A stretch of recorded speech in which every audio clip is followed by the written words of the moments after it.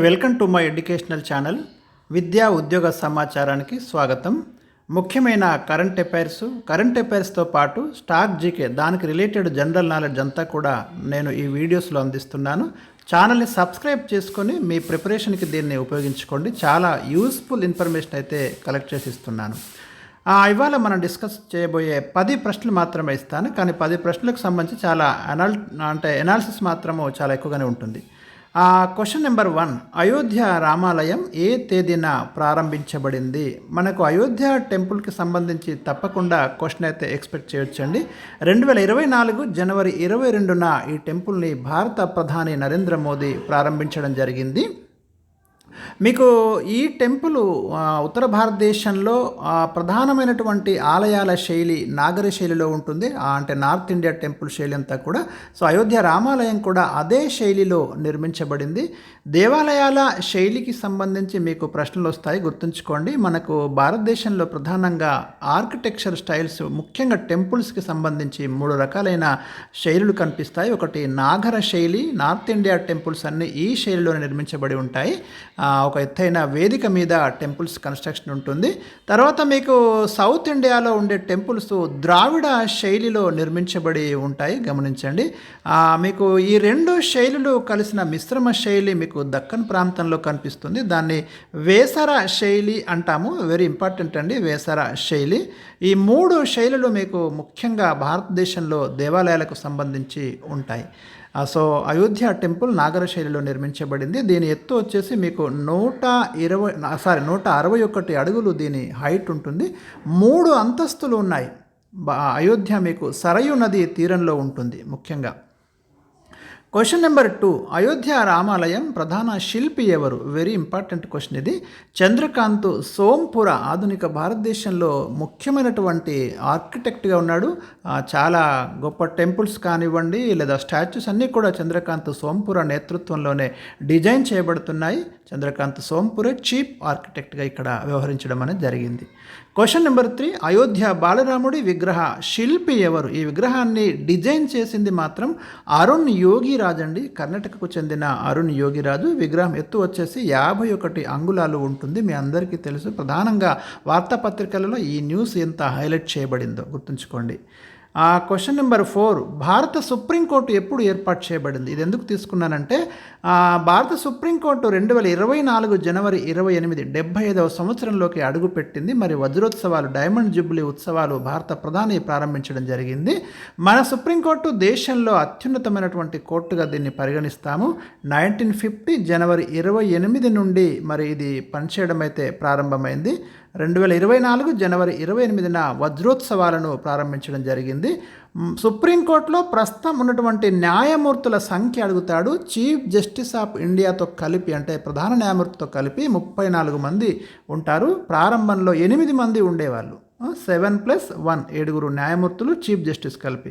కానీ ఇప్పుడు మాత్రము మొత్తం జడ్జీల సంఖ్యను మనం పెంచుకుంటూ వస్తున్నాం. ఇప్పుడు చీఫ్ జస్టిస్ అంటే 1+33 ఇప్పుడు ఉంటున్నారు. ఇక సుప్రీంకోర్టుకి మొట్టమొదటి ప్రధాన న్యాయమూర్తిగా వ్యవహరించింది హెచ్జే కానియా. ఈ పేరు గుర్తుంచుకోండి. సుప్రీంకోర్టులో మొట్టమొదటి మహిళా న్యాయమూర్తి అంటున్నాను, ప్రధాన న్యాయమూర్తి అనట్లేదు. ఫాతిమా బీవి మొట్టమొదటి మహిళా న్యాయమూర్తి. ప్రధాన న్యాయమూర్తి ఇప్పటి వరకు మహిళ ఎవరు కాలేదండి. భవిష్యత్తులో అవకాశాలు అయితే ఉన్నాయి. And question number 4, PV Narasimha Rao ఏ సమయంలో దేశ ప్రధానిగా వ్యవహరించారు? ఈ ప్రశ్న తీసుకోవడానికి కారణం మీ అందరికీ తెలుసు. రీసెంట్గా ఇండియన్ గవర్నమెంట్ అయితే భారతదేశంలో అత్యున్నత పౌర పురస్కారం భారతరత్నను 5గురికి ప్రకటించింది. అందులో తెలంగాణ గర్వించదగిన వ్యక్తి పివి నరసింహారావు ఒకరు. మరి అందుకే ఈ ప్రశ్న తీసుకున్నాను నేను. 1991-96 మధ్య ఈ దేశ ప్రధానమంత్రిగా పనిచేయడం జరిగింది. 1991 అంటేనే మీకు అందరికీ గుర్తొస్తుంది నూతన ఆర్థిక సంస్కరణలు మొగ్గతొడిగిన కాలం అది. అంటే ఆ సమయం నాటికి భారతదేశంలో పూర్తిగా విదేశీ మారక ద్రవ్య నిల్వలు అడుగంటిపోయి చెల్లింపుల శేషం, బ్యాలెన్స్ ఆఫ్ పేమెంట్ ఆ ఇష్యూను ఎదుర్కొంటున్నటువంటి ఒక తీవ్ర సంక్షోభ స్థితిలో ఉన్నటువంటి దేశాన్ని ఆనాడు ఆర్థిక మంత్రిగా మన్మోహన్ సింగ్ను నియమించుకొని మరి ఈ దేశాన్ని నూతన ఆర్థిక పురోగమనం వైపు చూపెట్టినటువంటి వ్యక్తి పివి నరసింహారావు, గొప్ప దార్శనికుడు. అందుకే ఈ ప్రశ్న తీసుకోవడం జరిగింది. ఇక క్వశ్చన్ నెంబర్ 5, పార్టీ ఫిరాయింపుల నిరోధక చట్టం సమీక్ష కొరకు ఏ కమిటీ ఏర్పాటు చేశారు?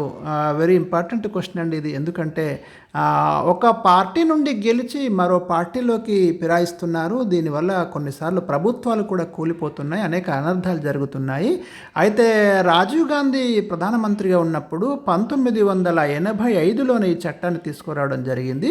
ముఖ్యంగా 52వ రాజ్యాంగ సవరణ చేసి 10వ షెడ్యూల్లో యాంటీ డిఫెక్షన్ లా, పార్టీ ఫిరాయింపుల నిరోధక చట్టాన్ని అయితే మరి పొందుపరచడం జరిగింది. ఈ షెడ్యూల్ గుర్తుంచుకోండి, ఈ ఇయర్ గుర్తుంచుకోండి, ఈ సవరణ ఎన్నో సవరణ కూడా గుర్తుంచుకోండి.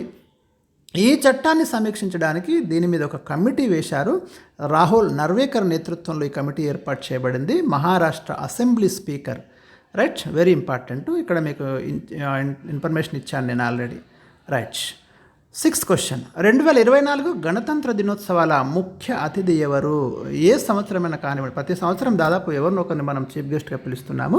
ప్రశ్న వస్తుంది కాంపిటేటివ్ ఎగ్జామ్స్లో, అందుకే ఇది కూడా నేను ఎక్స్పెక్ట్ చేసే ఈ క్వశ్చన్ ఇస్తున్నాను. చాలా మోస్ట్ ఎక్స్పెక్ట్ చేసిన క్వశ్చన్స్ ఇస్తున్నాను. ఇమాన్యుయల్ మెక్రాన్, మీకు ఫ్రాన్స్ యొక్క అధ్యక్షుడు 2024 గణతంత్ర దినోత్సవాల ముఖ్య అతిథిగా హాజరు కావడం జరిగింది. నెక్స్ట్ క్వశ్చన్ నెంబర్ 7, అంతర్జాతీయ అవినీతి సూచి 2023 ఒకటి మనకు రీసెంట్గా రిలీజ్ చేయడం జరిగిందండి. 2023కు సంబంధించి ఏ దేశాలలో మరి అవినీతి ఎక్కువగా ఉంది, ఏ దేశాలలో అవినీతి తక్కువగా ఉంది, అట్లా మనకు ర్యాంక్స్ ఇచ్చారు. మొత్తం 180 దేశాలకు ర్యాంక్స్ ఇచ్చారు. హైయెస్ట్ స్కోర్ ఉన్న కంట్రీస్ అంటే మీకు అవినీతి తక్కువగా ఉన్న దేశాలు, అలా లిస్టు ఇచ్చుకుంటూ వచ్చినప్పుడు మీకు ఫస్ట్ ప్లేస్లో అవినీతి అత్యంత తక్కువ అవినీతి ఉన్న దేశంగా డెన్మార్క్ ఉంటుంది. అంటే ఇక్కడ అవినీతి చాలా తక్కువ. దాని తర్వాత మీకు 3 కంట్రీస్ వరుసగా ఇక్కడ నేను పేర్కొనడం జరిగింది చూడండి. డెన్మార్క్, ఫిన్లాండ్, న్యూజిలాండ్, ఇవి టాప్ కంట్రీస్, అంటే తక్కువ అవినీతి ఉన్న దేశాలు. తర్వాత 4, 5, 6 నెంబర్లు ఇచ్చుకుంటూ వస్తే మన ఇండియా వచ్చేసరికి మన ప్లేస్ ఎక్కడుంది అంటే 93వ స్థానంలో మనం ఉన్నాము. అంటే అవినీతి ఎక్కువగా ఉందని అర్థం అండి. మనం ఫస్ట్ ప్లేస్లో కనుక ఉండి ఉంటే అవినీతి తక్కువ ఉందని అర్థం. కాబట్టి 93 మన ప్లేస్.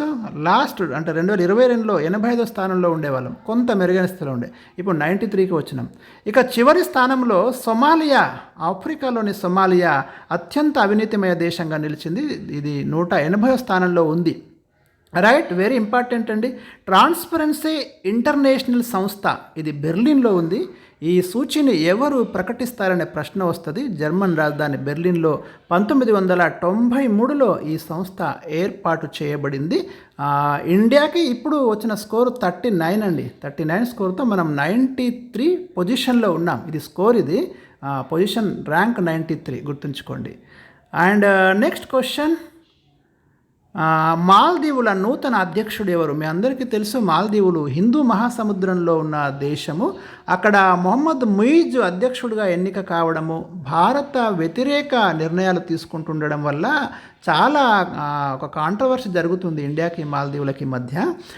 దీని రాజధాని మాలే అండి. ఇక్కడ మాట్లాడే అఫీషియల్ లాంగ్వేజ్ దివేహి లాంగ్వేజ్. గతంలో ఒకసారి ప్రశ్న ఉంది, ఇలాంటి రిమోట్ ఏరియాస్ నుంచి క్వశ్చన్స్ వస్తాయి. అందులో ఇది లేటెస్ట్గా న్యూస్లో ఉన్న టాపిక్ కాబట్టి ప్రతిదీ కూడా క్వశ్చన్ అవుతుంది మనకి, గమనించండి, very important. And question number 9 most important, BBC నూతన చైర్మన్ ఎవరు? ప్రపంచవ్యాప్తంగా ప్రసిద్ధి చెందిన మీడియా సంస్థలలో బ్రిటిష్ బ్రాడ్కాస్టింగ్ కార్పొరేషన్ ఒకటండి. దీని హెడ్ క్వార్టరు లండన్లో ఉంటుంది. మీకు 1922లోనే బ్రిటిష్ బ్రాడ్కాస్టింగ్ కంపెనీ పేరుతో మొదలై 1927లో బ్రిటిష్ బ్రాడ్కాస్టింగ్ కార్పొరేషన్గా పేరు మార్చుకున్నది. అయితే మొట్టమొదటిసారి భారతీయ మూలాలున్న వ్యక్తి సమీర్ షా ఇటీవల రీసెంట్గా బీబీసీ నూతన చైర్మన్గా నియమిస్తున్నట్టు బ్రిటన్ రాజు చార్లెస్ III అధికారికంగా ప్రకటించడం జరిగింది. Very very important. మార్చ్ 2024 నుండి 6 సంవత్సరాలు ఈయన ఈ పదవిలో ఉంటాడు. భారతీయ మూలాలున్న వ్యక్తి మీకు బీబీసీ చైర్మన్గా ఎంపిక అవడం అన్నది గర్వకారణం. ఎందుకంటే ప్రపంచవ్యాప్తంగా ఇది మరి మీడియా సర్వీసెస్ అయితే అందిస్తున్నటువంటి ఒక ప్రసిద్ధ చెందిన సంస్థ. సమీర్ షా ప్రస్తుతం జూపిటర్ టీవీ నడుపుతున్నాడు. ఇక్కడ నేను పేర్కొనడం జరిగి చూడండి, హెడ్ క్వార్టర్ ఇచ్చాను లండన్. మొట్టమొదటి పేరు 22లో ఏర్పడ్డప్పుడు బ్రిటిష్ బ్రాడ్కాస్టింగ్ కంపెనీ, 27లో బ్రిటిష్ బ్రాడ్కాస్టింగ్ కార్పొరేషన్గా మారింది. ఎక్కడైనా ప్రశ్న రావచ్చు మీకు, అందుకే ఈ ప్రశ్న ఇవ్వడం అనేది జరిగింది. క్వశ్చన్ నెంబర్ 10, లాస్ట్ క్వశ్చన్ ఈరోజు. 16వ ఆర్థిక సంఘం అధ్యక్షుడు ఎవరు? గుర్తుంచుకోండి, ఆర్థిక సంఘం అనేది భారత రాష్ట్రపతి ఏర్పాటు చేస్తాడండి. ఎవ్రీ 5 ఇయర్స్కి ఒకసారి ఏర్పాటు చేస్తాడు. భారత రాజ్యాంగంలోని ఆర్టికల్ 280 ఏం చెప్తుంది అంటే ప్రతి 5 సంవత్సరాలకు ఒకసారి రాష్ట్రపతి ఫైనాన్స్ కమిషన్ను ఏర్పాటు చేయాలి. ఈ ఆర్థిక సంఘం కేంద్రానికి పన్నుల ద్వారా వచ్చే ఆదాయం అయితే ఉందో మరి ఆదాయాన్ని రాష్ట్రాలకి పంచడము, వాటా నిర్ణయించడము, ఎంత వాటా రాష్ట్రాలకు ఇవ్వాలి, ఆ ఆర్థిక వనరుల పంపిణీ ఇది ప్రధానంగా సూచిస్తుంది. కాబట్టి మోస్ట్ ఇంపార్టెంట్ ఈ 16వ ఆర్థిక సంఘం చేసే సిఫార్సులు ఎప్పటి నుంచి అమల్లోకి రానున్నాయంటే 2026 ఏప్రిల్ నుండి ఇవి అమల్లోకి వస్తాయి. ఇక్కడ ప్రశ్న పడుతుంది మీకు. డెఫినెట్గా మీరు గుర్తుపెట్టుకోండి, ఈ ఫైనాన్స్ కమిషన్ మీద ఖచ్చితంగా ప్రశ్న ఉంటుంది. సో ఇవి ఈరోజు నేను అందిస్తున్నటువంటి టాప్ 10 ఇంపార్టెంట్ బిట్స్. మరిన్ని వీడియోల కోసం మీరు ఛానల్ని ఫాలో కండి.